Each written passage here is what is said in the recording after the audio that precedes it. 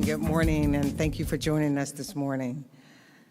Today's session, hosted by Wells Fargo, titled Financial Scams, Educating Residents to Safeguard Their Future. Please turn to the big screen. You see so many people working to help communities thrive with financially vibrant small businesses and affordable places to call home. The goal is to give people access to the services and supports that they need to thrive and access their dreams. Wells Fargo has been such a tremendous sponsor, a friend, a supporter. We're doing great things together. We're supporting veteran entrepreneurs. Being able to volunteer and being able to give time is really important. And I want my team to see that I can do this so that they can do the same thing.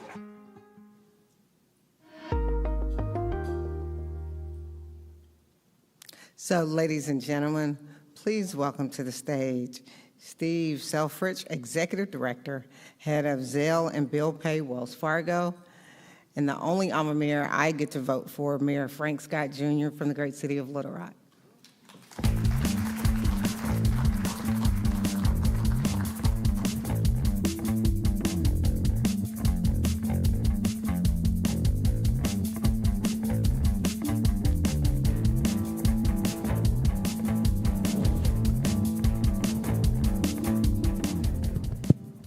Well, good morning, everyone. Y'all didn't have too bad of a night last night, did you? That's Steve. That's a joke. You got to laugh a little bit.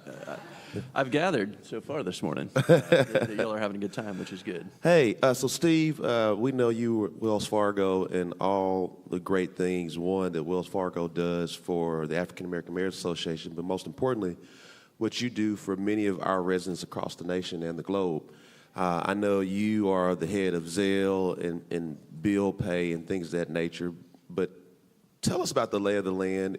So many people are utilizing your services from a mobile standpoint, online standpoint. While we all love brick and mortar banking institutions, many people are banking right now with their phones.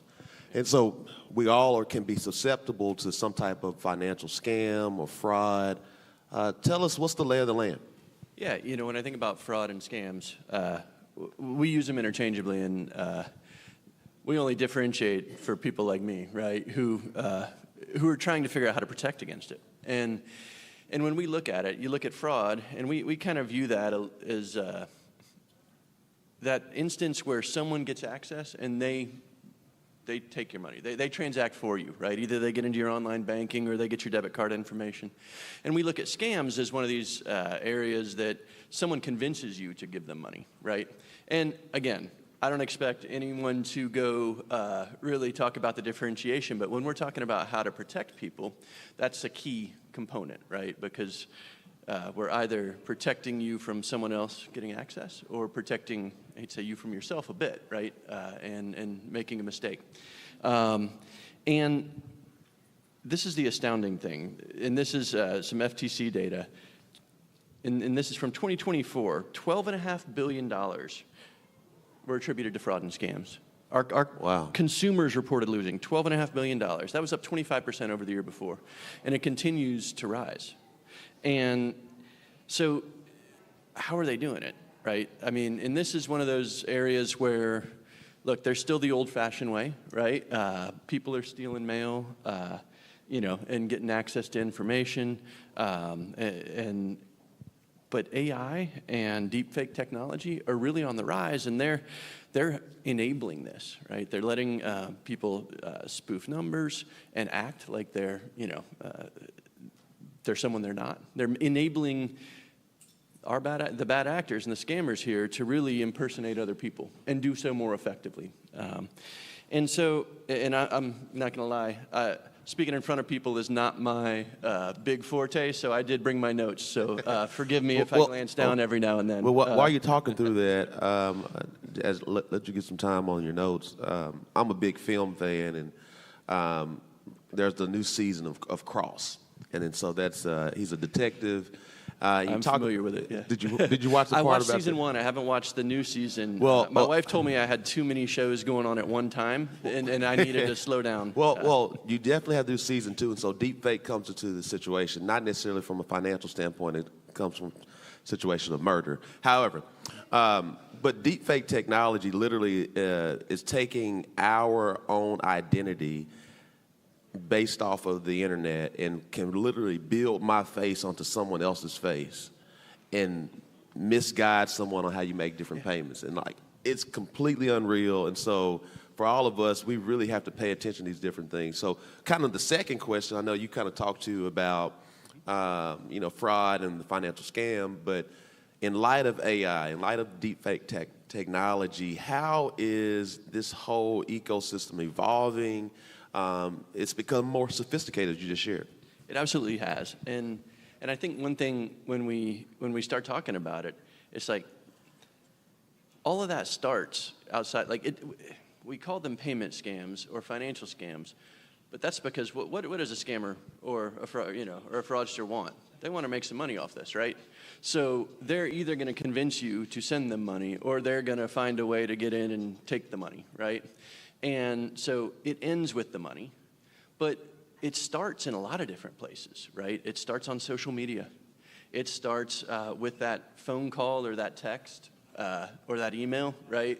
Talk a little about the emails, because I've gotten in trouble with my chief information officer about emails. You know, all the companies have been doing it for a little while now, which is, those phishing emails, teaching us as employees how to make sure not to click on it, right? I will confess I've gotten caught too. Got to take an extra training class every now and then. I feel like I do pretty well because I work in the field, but even I have clicked on one and gone, ooh, I shouldn't have clicked on that, right? And we're all human, and it's bound to happen. And with those, a lot of the time it is trying to get information from you. And so even if I make that first click, right, I'm like, who is this again, and why do they want that? Like, I got to ask myself the questions, right? And I think that's where we have to remind people, to pause. If something is presented to be urgent and it came to you unexpected, you got to pause, right? Like, you have to say, because that urgency is what fraudsters and scammers are pulling on. They're pulling on, just that innate nature to make you think, something's wrong, and if I don't act now, it's going to get worse, right? And when they do that, it causes people to make decisions hastily and not go, who is this and why do they want that information, right? And they're building the information. They're finding what they can about you. They might be using deepfake. You mentioned that, deepfakes and different things to pretend to be someone they're not. One of the sadder ones, and my parents got this phone call, so it hit home, and they're both in their 80s, and that my nephew, who was in jail and needed bail money, and luckily they paused, and they said okay, hung up, and called my brother and his wife and my nephew, and till they got somebody, and everyone's like, yeah, he's fine. But where that goes, because we've seen these, and it's one of the more disturbing ones, is like they're going to convince somebody who's older, who may have accumulated a little bit of wealth, right? To give it all away because they care about no one more than their grandbaby, right? And so it is one of those things that that's getting more and more real. And the education, and I don't know, what made them pause. I don't know if it's just that, that they thought this doesn't sound right, or if it's the fact that every time I talk to them, I tell them a story about another one, right? Watch out for this stuff, right? It's real, it's out there, it's real people, you mentioned how they're moving. In addition to the AI and the image cloning stuff, you also see crypto's a hot topic, right? Investment scams are on the rise. We see, people, we've probably all scrolled past them. If they're promising you an unrealistic return on your investment, it's probably not real, right? And those can take a couple of different forms. You see credential theft, where they really do get in and then they take your money, right? But more and more we're seeing a shift that they don't have to take it from you. They can convince you to do it. Well, as we kind of walk through that, what I do want to share is. Oh, I'm sorry. I was going to say, keep going, but I got one for you in a minute. If it's okay. Great. No, but I do think as mayors, we have to stay attuned to this. I'll give a brief short story. Literally, this happened last year. It was with the banker, not affiliated with Wells Fargo. Literally a market CEO. His wife had received this very urgent phone call from someone from the sheriff's office dealing with some type of a unpaid deal turned into a failure to appear and a warrant, and they were really berating this banker's wife on the phone for a period of 2 to 3 hours, so much so that she was en route to go give some money at a certain location towards to the sheriff's office. That was not necessarily a sheriff's office, but it was close enough to the sheriff's office that she thought this thing was real. But as she's en route and her husband is en route to meet her at the same location to give this money so she can pay off this debt, and I'm talking about it may have been $3,000 to $5,000, and he literally paused while he's en route to. Hey, is this real? I was like, I highly doubt that this is happening. So much so, I had to call the county sheriff, and he said, man, this is a financial scam going on. So everyone, it's serious. It's not always the phishing email. They have people who are trained to call people, have certain numbers, and makes it look legit. Believe it or not, I got that same phone call. Luckily, it was on a Saturday morning, and I'd heard about it before, so I was messing with the guy, but a little bit. And then eventually they hung up on me. But yeah, it's a real thing. It's happening. And I guess my question for you, I mentioned, was, how do you feel that the concerns about fraud connect to financial empowerment and economic mobility? Well, I think one, as a former banker myself, I think we have to stay in tune, one, to things that can, reduce the amount of income that we have, and how do we protect it, save it, and grow it. And so I think it's imperative that we as mayors in our cities, that we teach our residents financial literacy. Many of us are a paycheck away from being homeless. And so I think the more that we can educate our residents, the better. The city of Little Rock, from an AAMA perspective, we are an Emily cohort, and so we focus a lot on economic mobility. Mm-hmm. We also have an Office of Financial Empowerment.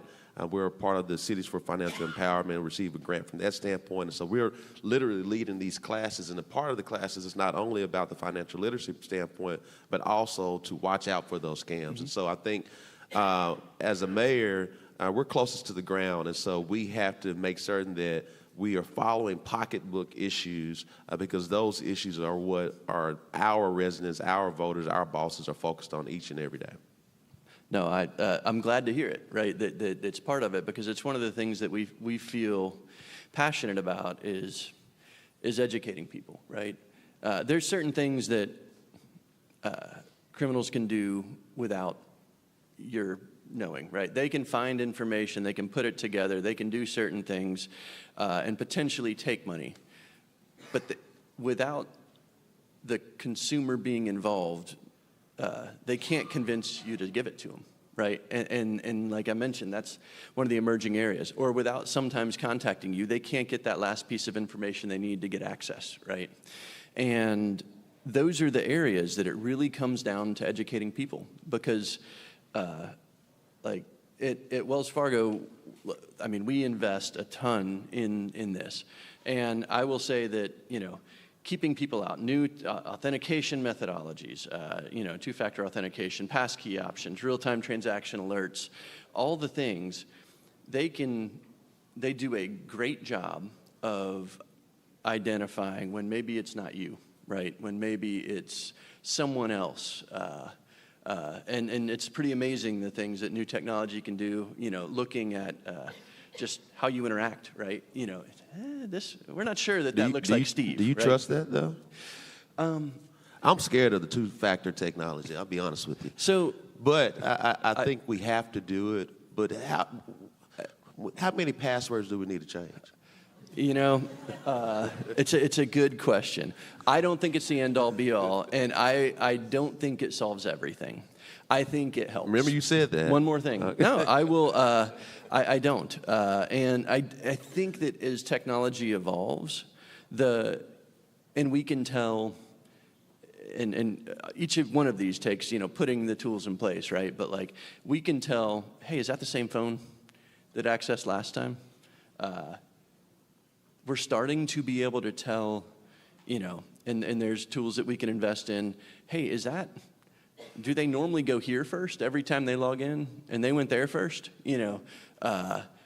Those actions, we can start to compare to what looks normal for you. And in some ways, it's kind of scary. It's like, watching, right? But at the same time, it is hey, this looks abnormal. There's no one thing that says this is not you, right? But you add those up, and you can say, this looks a little risky. Maybe we should ask. We've all gotten the text, right, that says, hey, are you making, and you see it more like, less on the electronic transactions, more like at when you try to use your card, right, and it's a little abnormal purchase, and they're like, is this you? And you're a little annoyed because it got declined, right? But it's the bank trying to protect and make sure, and you say yes, and then it goes through, right? And so I had that happen on a vacation. They ran the card like the month before the trip my wife and I were going to take, and they ran it in the middle of the night, and of course I didn't get the text, right? I'm like, don't cancel my room. Anyway, yeah. So it was annoying, but it's also, I get it. I don't normally make that kind of purchase, right, at 3 in the morning. So we invest in those, and they're very good at that. Where I would go beyond that is education, right? Because nothing, as banks, we can't stop you, right? Like, nor should we deny you access to your money, right? And because it's our money. Because it's your money, right? And we can see signals, and we can warn you and put warnings in place. Hey, this looks like it could be a scam, right? But if you ultimately are the one sending the money, there's no technology that keeps you from sending the money, right? And that's where education is essential, and it's all of us. It's the banks continuing to look at the tools. It is local government. It is in law enforcement partnerships. It is getting where these scams originate, right? Whether it's social media, telecom, all of the different places. That the contact starts somewhere. They don't contact you through your bank app usually, right? They may say they're your bank. They may say they're your friend. They may, all these different things. But marketplace scams lately, and we've all seen these. They sound like the traditional one, selling stuff that's not real. Like sometimes they're easy to spot, but they're getting better, right? And more and more, and we transact that way more and more, right? So we're more comfortable buying something from somebody we don't know. Anyway, it's going to take a village, right? And that education is going to be key. So. Well, I know we're getting close on time, and so just two things. One, selfishly, as I shared here in Little Rock, we have our financial empowerment office, and so we have different things that relates to financial literacy, in particular in the new way the economy is going with the usage of Zelle, Cash App, things of that nature. So many people are utilizing that technology that way. I would love to get you or some of your team to our financial empowerment classes, just kind of have the real world perspective, because I think we have to continue to focus on how do we protect our dollars so we can grow our dollars. But just finally, we as mayors always want to walk away from these conferences with things to take back to our communities, to uplift our communities. What would you advise us? You're in the seat right now as the head of Zelle and bill pay and things of that nature, and you're focused on, safeguarding our dollars. How can we lead better in that area to make your job easier?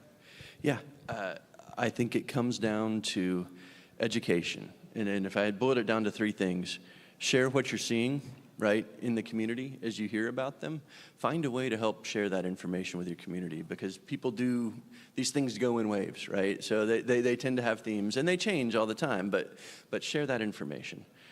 To encourage people not to react to that sense of urgency or to pause before they do, right? Especially if it wasn't an expected thing, like, and it catches you out of the blue. And continue working with industry partners. And I mean, Wells Fargo would welcome the chance to work directly with any of the mayors who are, interested in trying to provide guidance and pull in other industry partners. If you have relationships there with any of the, the rest of the government and law enforcement, it's a key role.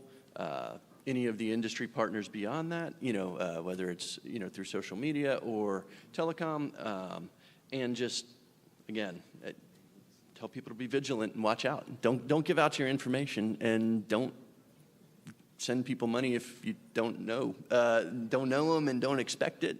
Watch out. So. Well, thank you again. On behalf of AAMA, we want to share our appreciation for you taking the time to our Wells Fargo partnership. We're so grateful for you all, so thank you for all you do. It's not lost on us that you have been there with us through the years.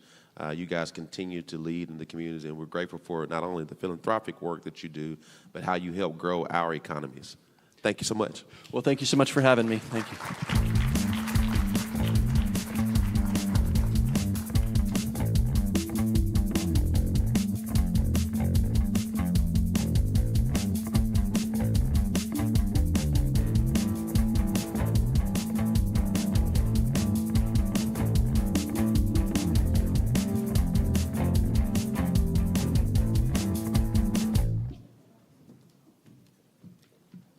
All righty, I see more of you are awake now. So thank you, Nick and Amazon, for your support and